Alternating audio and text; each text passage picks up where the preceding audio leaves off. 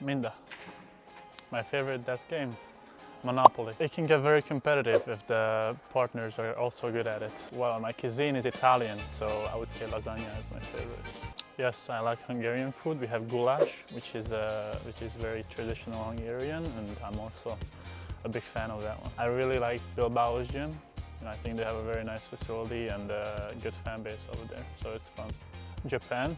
I lived in Japan, but I always recommend it to people to go and visit because it's an amazing country, good food, nice people. It's very nice.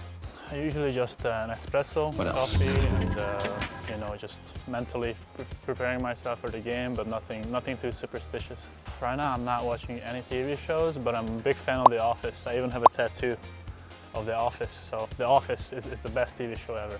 I usually listen to podcasts. I'm a big fan of podcasting, and I'm on my phone, I'm on my headphones listening to podcasts or just talking to teammates and hanging out with them. I don't know, it's always different really, but I would say Max likes to sleep the most, but I don't know. It's always different really. Max is just struggling.